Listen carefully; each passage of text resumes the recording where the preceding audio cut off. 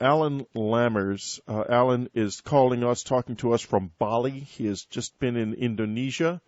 And if you have looked at the followed unknown country, you'll find in the Insight section an absolutely astonishing article by Alan about some things that he stumbled upon really in Indonesia that we're going to let him tell you about as we explore exactly what went on in what has to be one of the most bizarre and peculiar and frankly scary close encounter stories that I've ever heard.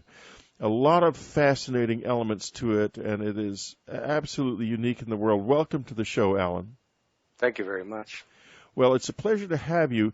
Let's begin, if I may, by asking you exactly what you were doing in Indonesia. I was stationed there for a year to help a local NGO develop community radio stations. And so I was asked to go to Makassar because my specialty is in broadcast, radio, television, and also information technology. I'm a media expert. So they asked me to go to a city called Makassar, which is in southern Sulawesi, on the island of Sulawesi in Indonesia, to help a local NGO there develop community radio stations in order for them to be able to establish a more democratic, knowledge base, allowing people to communicate and talk and develop shows, that sort of thing. So it was actually a democratic thing, democratic human rights sort of thing. And what is an NGO? A non-government organization. Right. Okay. So these are basically foundations and organizations devoted to the spread of democracy in this case. Yeah, to put it as simply as I can probably put it, it takes up the slack where governments leave off, and usually they're funded by other nations, like America would have U.S. aid, and in Canada there's CETA, and these. And they have funds that they send to these local NGOs in order for them to develop knowledge bases or to develop community radio stations and that sort of thing. Hey? So, and Makassar is in Sulawesi, right? Yeah, Makassar is in Sulawesi. It's in the southern part of Sulawesi, also known as Ujung Pandang. Do you speak the language? You sound like you do. Yeah. Yes, I do actually. Yeah. So you speak the language, and what drew you? Because it takes you were involved. It takes a lot of work to become as involved in something like this as to volunteer. Were you unpaid or expenses or anything or? Well, I was given what is called a subsistence allowance, and so that is not even close to what a salary would be in America or Canada. But it is enough that I can live here and do okay because the money is about a 9-to-1 ratio. So for every $1 of American, it's worth about 9,000 rupiah. So it's quite a ratio. So it's enough to survive decently. It's not like starvation wages or anything. Oh no, nothing like that. Yeah. I mean, there are some other establishments that do that, but they're more activist oriented. I'm not. Right. What I did wasn't an activist sort of thing. It was an advocate thing. And now the island of Sulawesi, it looks quite isolated on the maps that I've seen, and it is in fact quite an isolated area. You get there by flying from Jakarta, or I guess. Yep, you're absolutely correct. It starts. You have to fly to Jakarta, and then from Jakarta you go to Makassar from there, and it's about a 2-hour flight from Jakarta to Makassar. And yes, it is quite remote, especially for foreigners. Now, I was probably one of about 200 foreigners in a city of about 8 to 10 million. So that gives you an idea about how few foreigners are over there. So when you asked me if I learned the language, it was actually a matter of survival to learn the language because there isn't really anybody there that speaks English. There wasn't at the time. No, I wouldn't think so. I mean, with a couple of hundred foreigners, you'd be helpless without the local language. Yeah, exactly. So these humanitarian organizations will send me to a school to learn the language, at least give me the basics, and then from there I have to adjust to the dialect and all that sort of, of the language and learn it, or else it's going to be a really hard time. It took me about 7 months to learn the language, but it was literally trial by fire. Right, and I'm sure there was no Berlitz course or anything. Nothing like that. There might be now. It's hard to say, but I never used it at all, and it's probably not very accurate.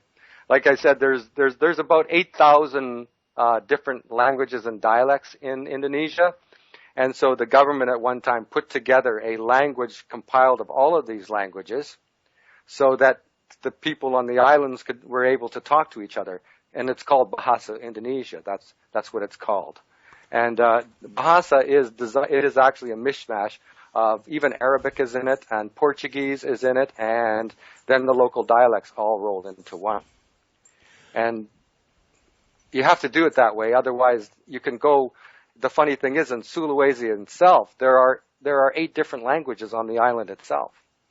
Wow. So what a challenge. And here you are all alone, essentially out there trying to do something difficult to teach people about radio who probably didn't have all that much knowledge of technology, but probably enough to at least follow along with what you were doing.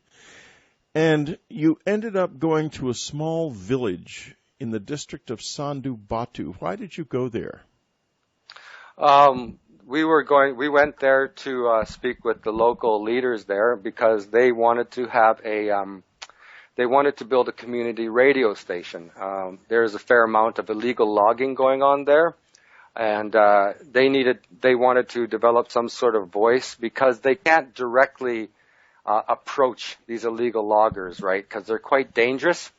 So what they do is they build these radio stations, and then they start informing people, and through communications, eventually, I hate to say it, but eventually the governments and the police, they get sort of embarrassed and solve the problem, is what happens.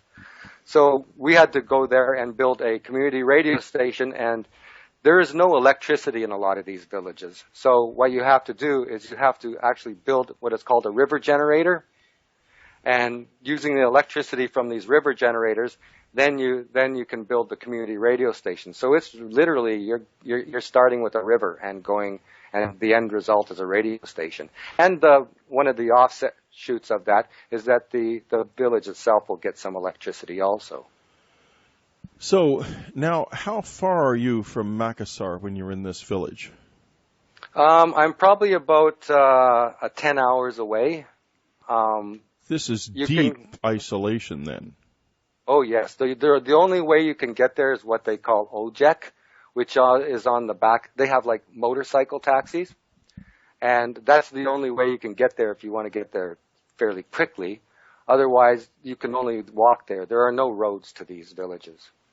And you will find this quite a bit in Sulawesi, where there are villages that are isolated in the mountains and in the jungle, that the only way you can get to them is by walking or riding these motorbikes, because it is literally just a dirt path to these places. When you did get there, what was it like? What is it? It's fascinating to think. I mean, I'm talking to someone who has been so far out. I mean, this is about as far away as you can get in this world at this point, except maybe for someplace deep in Siberia. Well, this is I have a very interesting story about this, just to begin with. And I'm a Native American. I'm Aboriginal, and so I'm probably one of the few, if not the only Aboriginal that has ever been to that part of the world. And so I went there, and they have a story that 10 or like a part of their tribe left the village and went off to sea in that. And they have been always waiting for these people to come back. This is a very, very old story. And when I went to this village, I was actually shocked at how some of the stories of Native American stories and their stories were similar. There was a lot of similarities.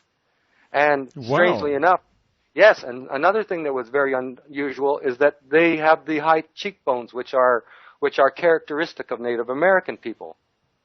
And the you're Tarajans are a much the Native same. American, and you happened to end up in this place. Do you feel like there was something more going on there that would have drawn you there, perhaps? Well, they were very they opened their arms to me up to me right away, and they were very friendly, and all of a sudden they started telling me that they were suspecting that maybe I was one of the family that was trying to returned according to their legends. How fascinating. So tell a little bit about this legend. Well, this legend that they have is that there was a little bit, not a dispute, but there was a disagreement within the tribe, and that some of them wanted to go and explore the rest of the world, and the other ones kind of wanted to stay. And so these people told the part of the family, because this is all just one big family when you're in a tribe. It's a family. They call it Kalarga. It's family. Right. Half of their family left and went into the sea. You see, the Bugis are known as great sailors. They were great shipmen, and that's where we get the story of the Bugis man or the Boogie Man. That's where it comes from. Really tell us more. Yeah. The Boogie Man. Why would the Boogie Man? Why would he be scary? What makes them frightening? Well, the Dutch were running Indonesia back when it was Indochina. They called it Indochina, and the Dutch were controlling that whole territory. And of course, they would come in on their ships. That's the only way they could get to these places for the spice trade. They controlled Indochina for about 350 years. Right. Now the Bugis, there's what is called the Bugis people here, and they're a fierce people. They are great. They're fearless, and they don't have a problem at all with sailing as far as they can. They have these wonderful boats, these tall ships that they make. They call them pinisi, and they're huge. They're literally these tall ships with big sails, and they look like something out of the 14th, 15th century. They're 16th century. They're very old and very beautiful. They still make them to this day. But anyway, absolutely. Well, Alan, we're going to have to take a little brief break here. Listeners, do you know or have you experienced a similar story to the ones that we're talking about today? Are you familiar with isolated parts of any country where this may be happening, or do you have something to contradict such a story? Let us know. Write Whitley@Strieber.com. And subscribers, if you're coming to the Dreamland Festival, think about getting your tickets soon. There will not be discounted tickets sold at the very last minute, and it's always possible that this may sell out. It has done so in the past. You're listening to Whitley Strieber's Dreamland. This is the Edge of the World. We're talking to Alan Lammers. Alan is a Native American. He is talking to us from Bali, from the island of Bali, where he is presently living, and we are talking about what is going to turn out to be, as we get it deeper, one of the most remarkable stories of possible close encounter and abduction you have ever heard. Now, before we left the air, we were talking about the people, the Bugis people, who have given their name to the boogeyman because they are so fierce and they frightened the Dutch so much, and they built enormous ships that they were able to sail all around the Indonesian archipelago with. So go ahead, Alan. Just to pick up where I left off, so what would happen is these Dutch ships would come into port, and of course they're not really friends of the Bugis. It was a bit of a war going on. Well, the Bugis were very capable of quietly sneaking up to these ships, and then they would attack these ships at night and take over the ship, kill everybody on it, and take over the ship, basically. And so what would happen was that the captains would say to their ship mates and everything that to keep your eyes open, or the Bugis man will get you.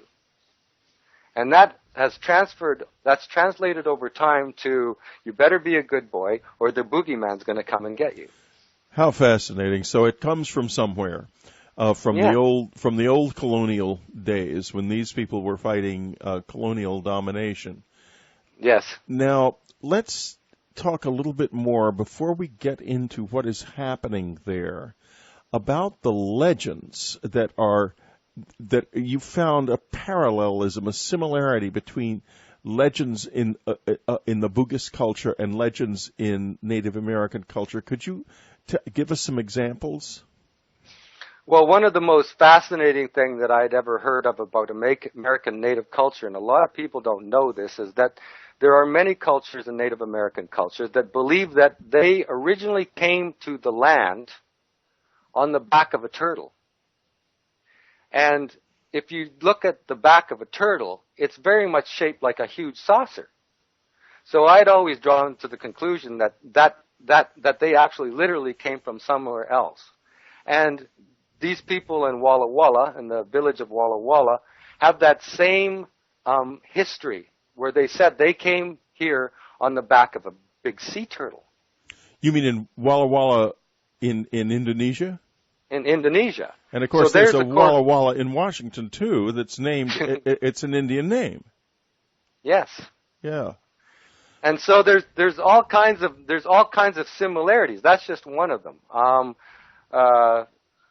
They told me the story about the white buffalo woman, but they don't call it the white buffalo woman. It was a woman that came and showed them how to make peace amongst all the tribes, and that's a similar legend that occurs in the Sioux legend. It sure does. The white buffalo. Yeah. Gosh, Alan, talking to you, it's really mind-opening because I'm realizing as we talk that we know nothing about how this world really works, that this Eurocentric culture has made certain decisions about what must have happened in the past because it's what they think is logical, and it always rolls around the same thing. Europe did it best, and yet one gets the feeling that a very ancient and much more subtle perhaps culture, one that is so subtle in its way of addressing the human spirit and the human mind, that Eurocentric people like me have a very difficult time actually understanding it at all. And yet here it is. But let's go on now. Here you are in South Sulawesi, in the little town in the district of Sandu Batu. What happened? You were told something rather strange.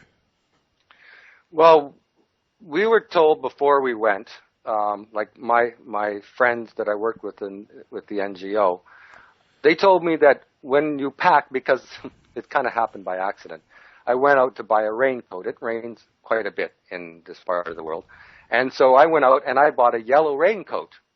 And my friend said, "I'm sorry, you can't take that to Walla Walla." And I said, "Well, why not?" And he says, "Well, you can't wear that color." So anyways, excuse me. So I thought, okay, well, what colors can I wear? They said, well, you can only wear black or white. You cannot wear any bright colors, no bright green, especially no yellow. And, that's all you should bring. And I said, well, what would happen? And they said, well, people disappear. And I thought, well, that's rather a harsh way of dealing with people who break a taboo. I thought, well, because that's what we use that term here, right?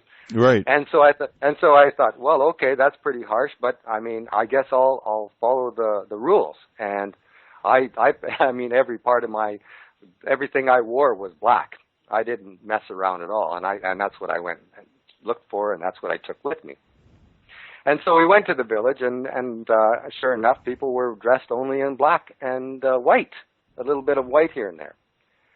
I never thought much more about it. I kind of pushed them a little bit about why I only wear this, and they said, well, you can only wear that color into the jungle. You don't wear any other color, especially yellow or kuning. They call it kuning, is the word in Bahasa for yellow. And so we proceeded, just to cut short to the story, the next day we went out into the jungle to look at some of the illegal logging that was happening in the area and how we were going to deal with it. And they wanted to know our opinion about how to deal with this.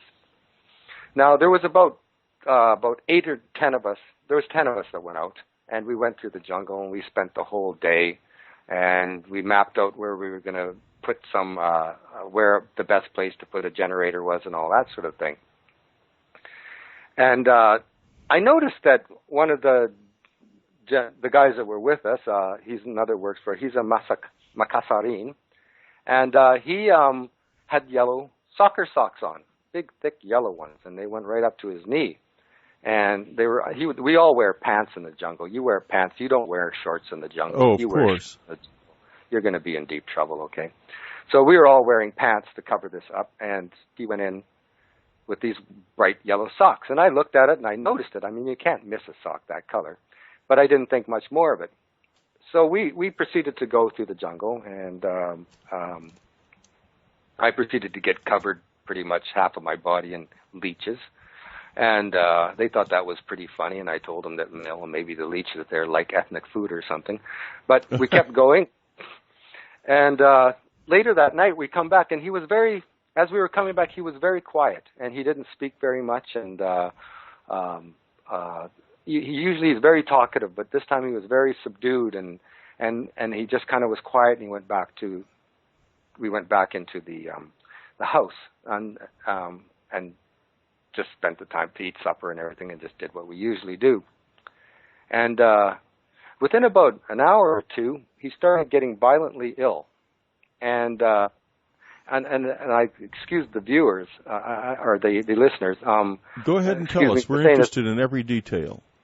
But he projectile vomited like I've never seen a human being projectile vomit before. I'm talking, to get detail, I'm talking 5 feet. Extraordinary. Wow. So he was almost having like a vomiting fit. Yeah, he was having seizures. And it was coming. I've never seen a human being have his body rattled so hard by a sickness. And I thought at first, oh my God, he's got malaria or he's got, something, right? Yeah. So we proceeded to, I actually tried to make him healthy again. I spent a lot of time to develop it, trying to think of medications that would work for him, to keep his fluids up, to keep him going, we kept massaging him to keep him alive and all that sort of stuff, and he managed to stay alive the whole night long. The next day, he recovered, and he was his old self again. And we said, what happened? And he said, I was very embarrassed to tell you yesterday. He said, because I wore yellow socks into the jungle, and I know that was not allowed. What happened was something, and he couldn't see it, bit him on the back of his calf on his left leg. I thought it was right leg, but it was his left leg, and bit him again in the back of his thigh. And this was not seen. You were all together when this happened. You must have been. Yeah. Yeah, we were all together. You never saw a thing. We never saw a thing. He didn't see it himself. He couldn't see it.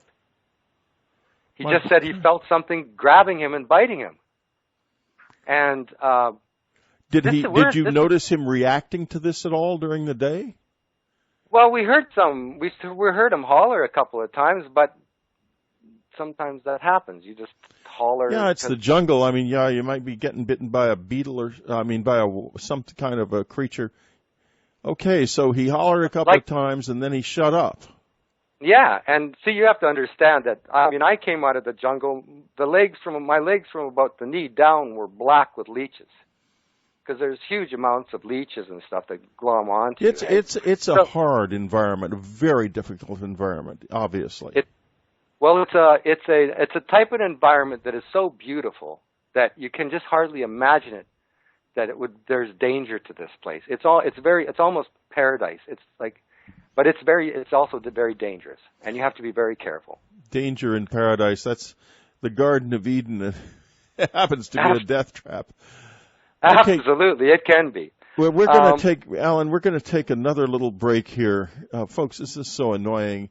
I hate to do these breaks. I'm tempted to just go ahead with the rest of the show, and maybe I'll do that, because this is so absolutely fascinating. Okay, we're going to take our break. We'll be right back. You're listening to Whitley Strieber's Dreamland Online. We're talking to Alan Lammers. He's talking to us from the island of Bali in Indonesia. He's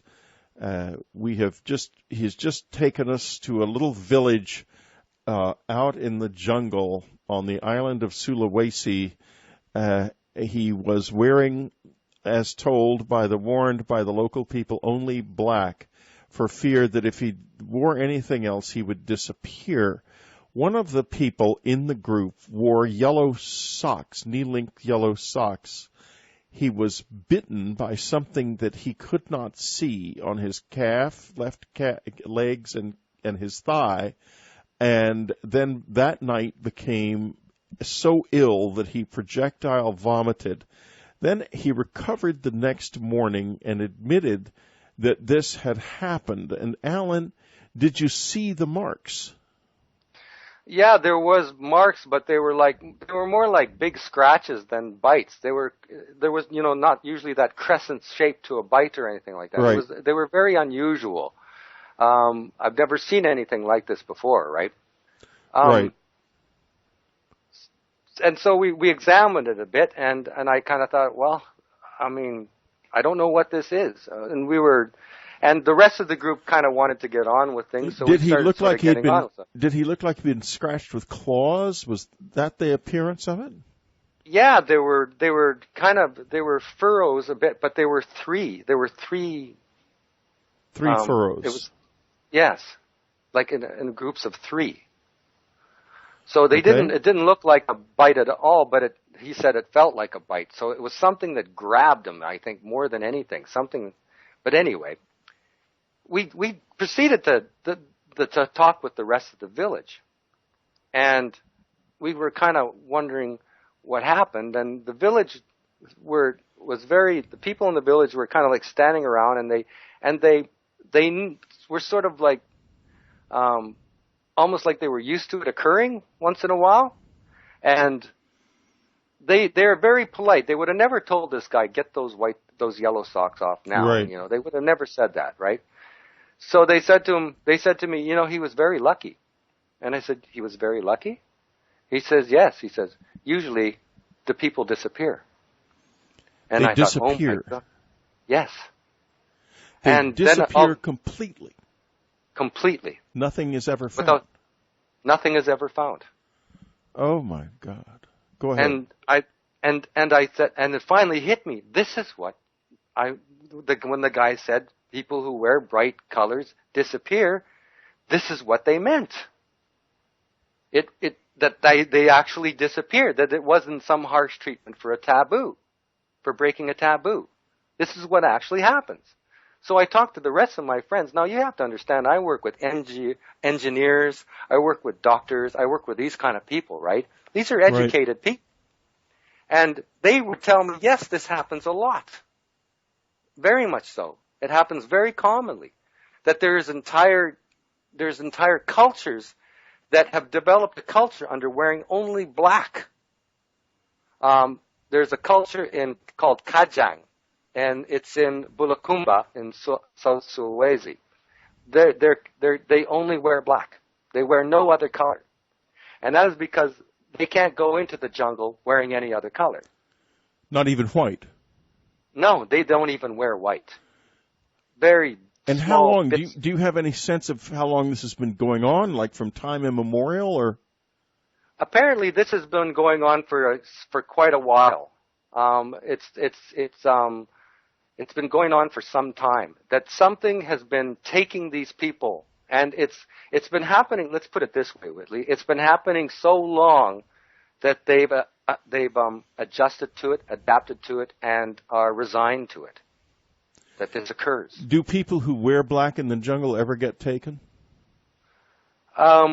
Yes, but you have a better chance of not being taken if you wear black. But whatever these are, will take them. Now, I thought maybe it was a snake. Because the largest snake ever found in the world, the Guinness Book of World Records snake size, was found in Sulawesi. So I thought, well, maybe it was snakes. But they no, it's not a snake. I said, well, what is it? And they said, it's the jinn. And I said, the jinn? Yeah, that's what it is. As in the Muslim, the Middle Eastern tradition of the jinn actually predates the Muslim religion for very much.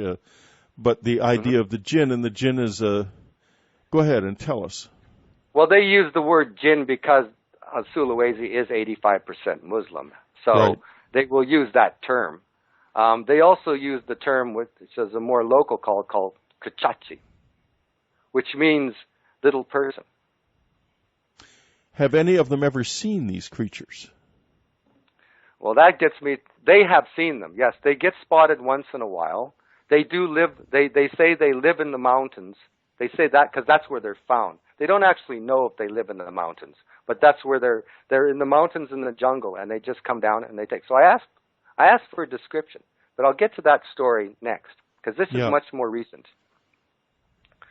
Now, fast forwarding a bit till I come back. I got here just a little while ago, and a friend of mine I went to go visit and spend some time with, and she told me a story about her cousin who lives with her.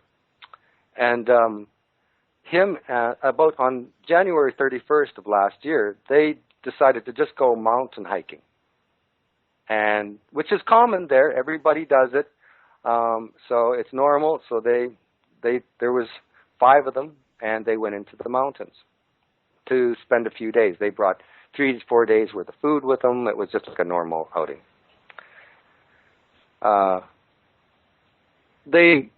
They had not heard from them till turned into about the 12th of February, and none of them had returned.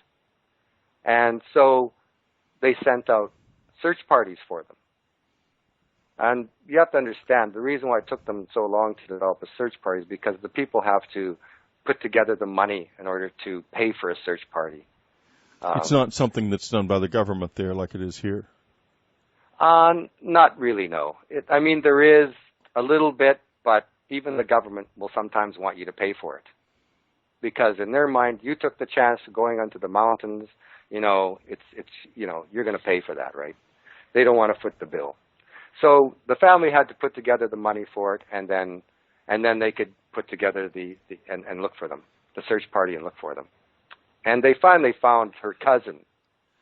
The other ones were missing. What little bit the cousin can remember of this time, when they found him, he was emaciated. He was a very skinny, he didn't peel properly. He hadn't eaten for a long time. He managed to live. Luckily, it's a moist and humid part of the world, so he could find water, and he survived on that, and what little else he could find. But he was in very rough shape. But they finally found him in March, on the 4th of March of this year. And he started talking about what happened, and he has these memories of seeing these little people following them. And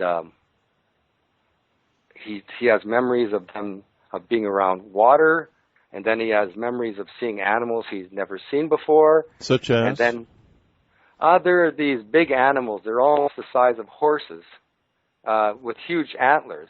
The closest I can think of that we would find in our area is like caribou or reindeer or something like that, right? It's certainly not in the Indonesian jungle. Yeah, there's. If there is anything like that, it hasn't been found. It's not, Right. So we're at that, and he remembers seeing these different areas in that, and he also remembers these little people. And so I said, well, can you draw me a picture? Well, he's not an artist, but he did the best he could. And what he did was he drew this picture of a being with small black eyes, a very small nose, almost non-existent, but a grin, a mouth that is hugely broad. And it distorts the whole face because it's so large. And even just seeing this thing as almost like a happy face, you know what I mean? Just as stick figure. It was eerie to see this thing. And apparently when they smile, their smiles are huge, their teeth are huge, and it's like they're almost like Cheshire cat. Like what we know. How very upsetting that would be, boy. Yeah, and they're extraordinary looking. I asked them what color they were. does he remember a color? And he couldn't tell me what color. He couldn't remember what color they were.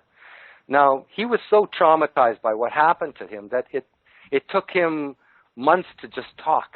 He couldn't talk for the longest time. He couldn't say anything. He was just mute? He was mute, yeah. Good he was so traumatized, Lord. He was mute. He's only been able to talk about this fairly recently. Like, I'm talking in the last few weeks. So this happened when? This happened recently then? This happened this March. In March? Yes. And they found him in March. And where exactly did it happen? Where precise place? There is a city called Palopo in southern Sulawesi. It's just above an area called Toraja, which is famous. It's a famous place because of the way they do their funerals and the way they bury their dead. National Geographic has done shows on them and that sort of thing. And what Toraja... So anyways, what Torajans do is they sacrifice several buffalo and they sacrifice several pigs in a funeral, and then they hang their dead on the side of cliffs, right? And it's famous for that area. But Palopo is a city that's just north of that, and it was just an hour north of Palopo on a mountain there. So we're getting an idea, and folks, you can look on a map of Sulawesi or Google Palopo, Sulawesi, and I'm sure you'll be able to find the region where this happened. It might be very interesting to look. You can even look probably at a satellite view of it these days. It might be very interesting to take a look and see what you can see. But go ahead. So that's the mountains where they were found, and apparently that area is famous for these beings. They are around there quite a bit. And there's all sorts of other things that happen in this area too. But like what sort of other things? So, well, we're going to take a little brief break, and then we're going to get into this area, folks. We're taking a journey into another reality here. We'll be right back. You're listening to Whitley Strieber's Dreamland. This is the Edge of the World. We're back with Alan Lammers, talking about some extraordinary events and some extraordinary creatures in Sulawesi in Indonesia that apparently have been around for a long time. And since the story he's been telling about a man who disappeared while hiking along with a group who were never found again took place last March, this is still happening big time. So go ahead, Alan. Let's continue now. Well, if we look a bit at the timeline about when they left on the January 31st and when he was found on the 4th of March, that's 3 months. Right. And you can't even survive 3 months. You can't survive 3 months with no food. Yeah. So my question is where was this kid? I don't know where he was. How he managed to live. He doesn't either, does he? It's very spotty memory. Apparently, this is common when you meet these beings, that the memories will be wiped clean, and people will have a hard time remembering them. What bits of memory has he come up with? He has the memories of them trying to show him how to save one of his friends who got very sick, and he has memories of them talking to him and telling them things. And did he tell you any of these things? Yeah, I'm still digging what they said to him out of him. He's very reserved about that. He doesn't really want to remember, to be honest with you. And so it's hard to get this information out of him, so I'm still working on it, okay? I managed to record some of it on tape, and the reason why I say some of it is a fresh bunch of mat trees while I was recording went dead. So I have to go. That's a familiar problem. So there's something, this presence was right around you while you were recording this. Otherwise, the batteries wouldn't have gone dead. Yes, I think so. I think it's around me. Lord. I'm sorry if I'm jumping all around. No, that's fine. That's fine. We're here to listen. And you may feel like you're jumping all around, but actually, when you listen to the whole interview, you'll find you told a very coherent story very nicely in stages you just didn't realize you were doing it, because I've been doing my end of this for a while, too. So let's keep on now. And let's just, if you will go back Can you tell us anything that he said that they may have told him? I think they just basically trying to tell him how to survive.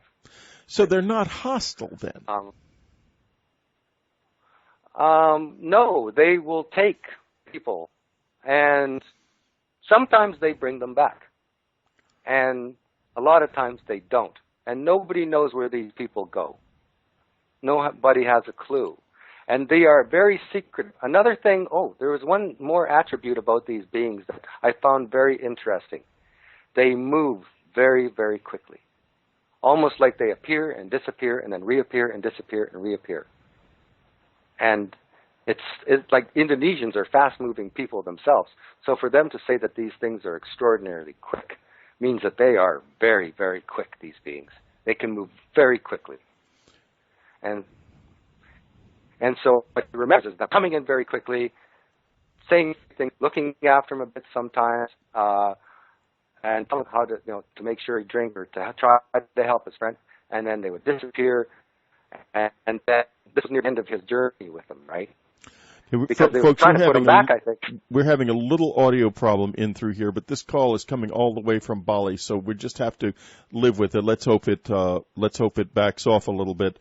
You broke up there for a couple of seconds, Alan. Could you say what you just said again? Another attribute of these beings is that they they move very quickly. Right. Yeah, we heard that part, and then after that. And he remembers near the end where these things would come in very quickly and give him a few bits of advice to survive it. I think they wanted this boy to come back. This one they brought back. It's just that when they brought him back, it seemed to me that what they were doing was they were trying to keep him alive also until somebody found him. They were waiting for somebody to find him. So they would keep coming back to him afterwards to make sure that he was going to live. And so he ends up, their message ends up on what is arguably the largest show in the world about this subject. Yeah. Dreamland. Yeah. Wow. And so the thing that's going on here is that there's another story about a man in this Palopo area who was on a boat on the river, and there are crocodiles in this part of the world. And apparently this huge crocodile attacked his boat and turned it over, and they thought the guy was gone. About 2 weeks later, he showed up at the door of his house and completely terrified the village. They saw him get torn apart, what they thought got torn apart by this crocodile. And he shows up at the door with nothing wrong with him. And he tells them that these Kachachi saved him, looked after him, and brought him back. They healed him. This is another story. So on the one hand, you have somebody getting bitten and being made terribly ill and people disappearing, and on the other hand, you have this boy who seems to have been intentionally allowed to come back and a man who was healed after being attacked by a crocodile.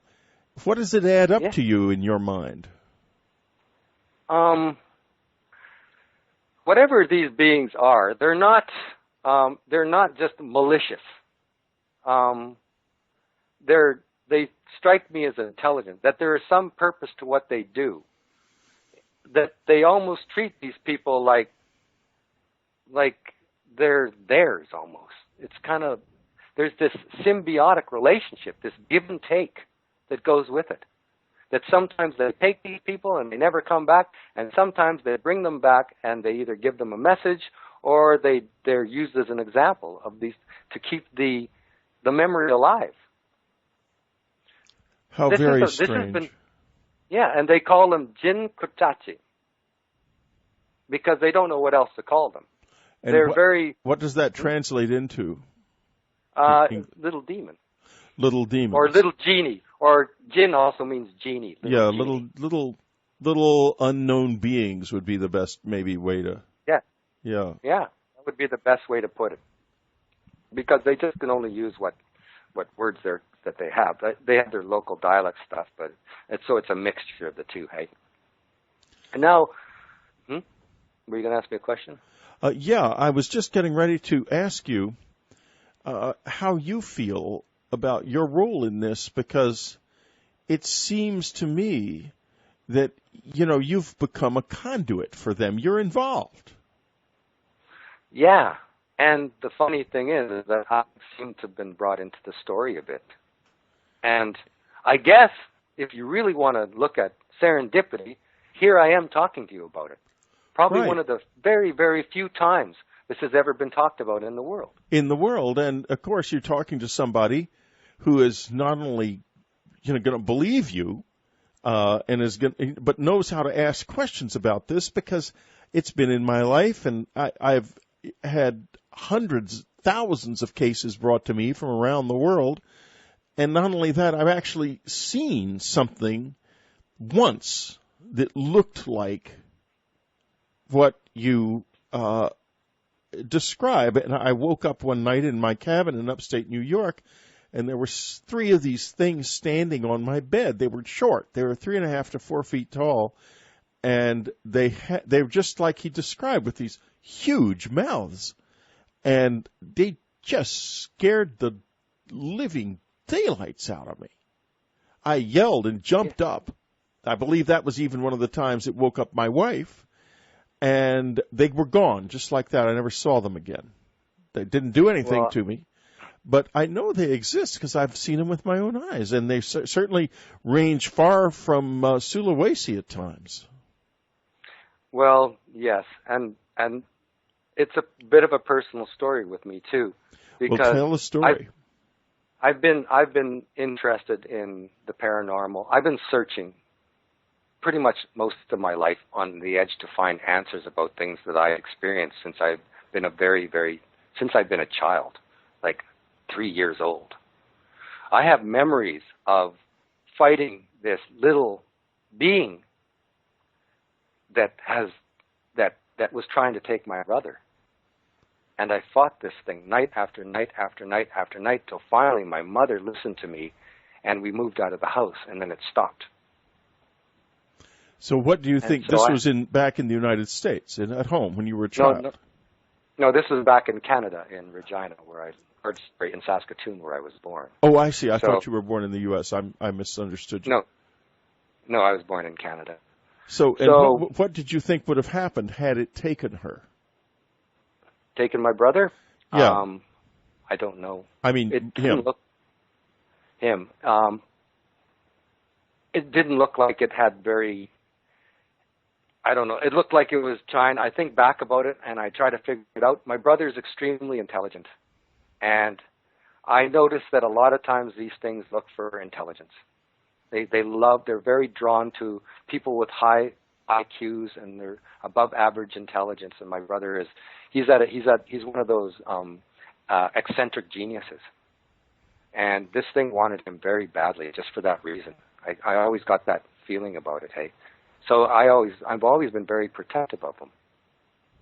And I've seen something that in the movies that was somewhat similar to what I'd seen as a kid, and that was in the movie Stephen King's Cat's Eye. There is the little dwarf thing that comes in and tries to steal the baby's breath, and the cat saves him, saves the baby. I don't know if you've ever seen that. No, movie, I haven't. But that's the closest I've ever seen that ever even came. So I am convinced Stephen King knows what I'm talking about. I think he does too, for other reasons, but go ahead. Yes, yeah. So that's another story. So I've been drawn into this for a long time, searching for answers to things. I'm open-minded to this stuff. So you asked. No, go ahead. So you asked me how I'm involved in this, and I think I've actually become involved in this as being sort of the messenger to bring this story. They have actually used me as a messenger, I think. And I think you've made a very good beginning at telling this message, too, because this has been an extraordinary experience for me, and I'm sure for my listeners as well. And I want to thank you for having come with this message. Well, I thank you very much for interviewing me. I know you do have some very specific things that generally your interviewees have to have, like written a book or something like that, you know, and I haven't done anything. I only I have only... No, go ahead. I've only come with this story, and this is probably the most unusual story I've ever run across with. And it's also the biggest. I've never heard of so many. The numbers of people disappearing here are very high in relation to other things. I mean, when we hear of abductions in Canada and the States and North America, we're talking maybe of incidents of 1 or 2 maybe at the most, not very many. But there, it's happening here it's happening in Bali and in Indonesia, it's happening so often that they're resigned to it. And the interesting thing is that here, practically nobody is recorded as disappearing. People may disappear, but if they do, they are people who are in the wind, homeless people and stuff. They're not people like who live in families and things. If that was happening, I would know, but there it's different, apparently. Yes, there it's different. They do have family, but the families also move on with their life. Like, this is a part of something that happens. Over once in a while, one of their family disappears in the jungles or in the mountains. It's just a fact of life with these people. They don't even really like to talk about it. And the funny thing is they were surprised I took it so seriously. They said, "Why do you want to know this stuff?" And sometimes they would get a little bit upset because it's almost like they don't want to talk. It's almost like it's hidden. They don't want to talk about it. It's underneath. It's a sub. You know, it's just under the current. They don't really want to talk about it, but it's something that they're willing to admit it, but they don't want to really talk about it that much. Why do you want to know? Why do you want to know this? Do you want to bring them? Do you want to anger them? What do you want to do? Because I even offered to go into the jungle and look for these things. And they told me I was crazy. That I'd be crazy to go look for these things. I think you might be. But I mean, I what the heck is this, I'm thinking. So it's not going to stop. And whatever it is, it's been harvesting people for a long time. Alan Lammers, way out on the edge of the world, a remarkable man on an extraordinary journey. If you're on an equally extraordinary journey, I know there are a lot of you out there, always write Whitley@Strieber.com. Your journey will not get lost. Alan, I would like to thank you for being with us, and please, as this story develops, and I know it will develop, keep me informed, and we will have you back as often as we can. So thank you so much for your time and effort and sitting down all the way over there in Bali, talking to us via the remarkable power of the Internet. It sounds like you're right in the room with me. Yes, thank you very much, Whitley. It was great talking to you. Yeah, it was great talking to you, too. It was absolutely awesome talking to you. So thanks very much. And, folks, we will be back, as always, next week with another edition of Dreamland. Where from and who with, well, you really, genuinely, with this program, just never know. Next week's Dreamland is going to be really incredible, folks. First, Linda Moulton Howe is going to be with us with a foretaste of what she's going to be doing for the Dreamland Festival, the RAF Bentwater story. She's blown this wide open after more than 20 years of research. You will hear interviews that you, unlike anything you've ever heard before from any military officer anywhere. Then David Sereda is going to be with us talking about consciousness in a whole new way. Approach these illegal loggers, right? Because they're quite dangerous. So what they do is they build these radio stations and then they start informing people. And through communications, eventually, I hate to say it, but eventually the governments and the police, they get sort of embarrassed and solve the problem, is what happens. So we had to go there and build a community radio station, and there is no electricity in a lot of these villages. So what you have to do is you have to actually build what is called a river generator, and using the electricity from these river generators, then you can build the community radio station. So it's literally you're starting with a river and going and the end result is a radio station. And one of the offshoots of that is that the village itself will get some electricity also. So now, how far are you from Makassar when you're in this village? I'm probably about 10 hours away. This is deep isolation then. Oh, yes. The only way you can get there is what they call OJEC, which is on the back. They have like motorcycle taxis, and that's the only way you can get there if you want to get there fairly quickly. Otherwise, you can only walk there. There are no roads to these villages.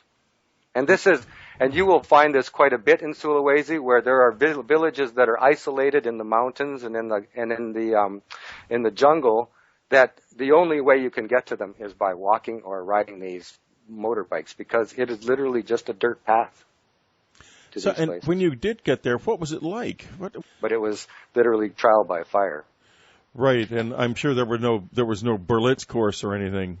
Nothing like that. There might be now. It's hard to say, but I never used it at all, and it's probably not very accurate. Like I said, there's about 8,000 different languages and dialects in Indonesia, and so the government at one time put together a language compiled of all of these languages, so that the people on the islands were able to talk to each other, and it's called Bahasa Indonesia. That's what it's called. And Bahasa is actually a mishmash of even Arabic is in it, and Portuguese is in it, and then the local dialects all rolled into one. And you have to do it that way, otherwise you can go. The funny thing is, in Sulawesi itself, there are 8 different languages on the island itself. Wow. So what a challenge. And here you are all alone, essentially out there, trying to do something difficult to teach people about radio who probably didn't have all that much knowledge of technology, but probably enough to at least follow along with what you were doing. And you ended up going to a small village in the district of Sandu Batu. Why did you go there? We went there to speak with the local leaders there, because they wanted to have they wanted to build a community radio station. There's a fair amount of illegal logging going on there, and they wanted to develop some sort of voice, because they can't directly 1,000 rupiah. So it's quite a ratio. So it's enough to survive decently. It's not like starvation wages or anything. Oh no, nothing like that. Yeah. I mean, there are some other establishments that do that, but they're more activist oriented. I'm not. Right. What I did wasn't an activist sort of thing. It was an advocate thing. And now the island of Sulawesi, it looks quite isolated on the maps that I've seen, and it is in fact quite an isolated area. You get there by flying from Jakarta, or I guess. Yep, you're absolutely correct. You have to fly to Jakarta, and then from Jakarta you go to Makassar from there. And it's about a 2-hour flight from Jakarta to Makassar. And yes, it is quite remote, especially for foreigners. Now, I was probably one of about 200 foreigners in a city of about 8 to 10 million. So that gives you an idea about how few foreigners are over there.